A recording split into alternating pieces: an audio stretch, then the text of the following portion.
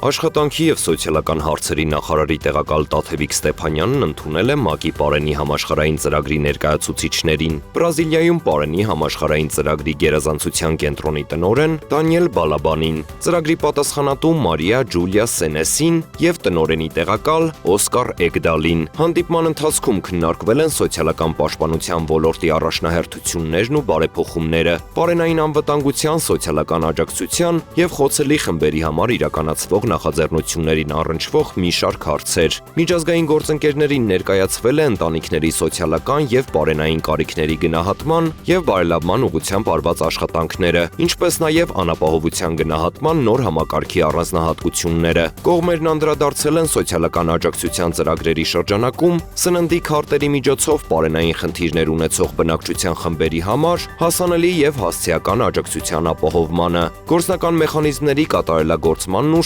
շահառուների շրջանակի ընդլայնման հնարավորություններին։ Կարևորվել է շարունակական համագործակցությունը բնակչության սոցիալական պաշտպանությանն ուղղված համատեղ ծրագրերի իրականացման և զարգացման ուղղությամբ։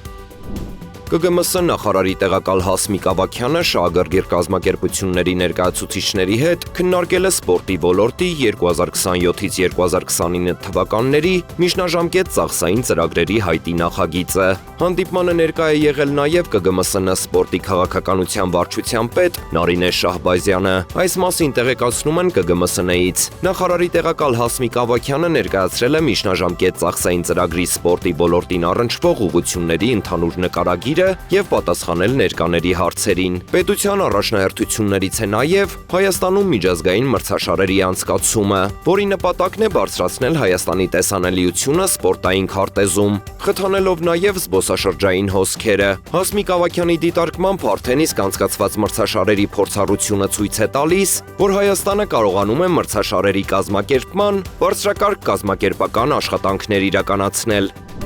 Հայաստանի Հանրապետության Պետական եկամուտների կոմիտեի նախագահի տեղակալ Ռաֆայել Գևորգյանի գլխավորությամբ մայիսի 18-ից մեկնարկել են Ասիական զարգացման բանկի հետ համատեղ իրականացվող սահմանային անցակետերի արդիականացման և համատեղ հսկողության իրականացման ծրագրի շրջանակում կազմակերպված եռօրյա աշխատանքային հանդիպումները։ Այդ մասին հայտնում են ՊԵԿ-ից։ Հանդիպումներին մասնակցում են Ասիական զարգացման բանկի ծրագրի թիմի ներկայացուցիչները, ինչպես նաև հայ-վրացական համատեղ օգտագործման սահմանային անցման կետի աշխատանքային խմբի հայկական կողմի անդամները։ Հանդիպմանը ՊԵԿ նախագահի տեղակալ Ռաֆայել Գևորգյանն ընդգծել է, որ համատեղ սահմանային անցակետի ներդրումը Հայաստանի համար ռազմավարական նշանակություն ունի, քանի որ այն լինելու է հայ-վրացական սահմանին համատեղ հսկողության առաջին անցման կետը։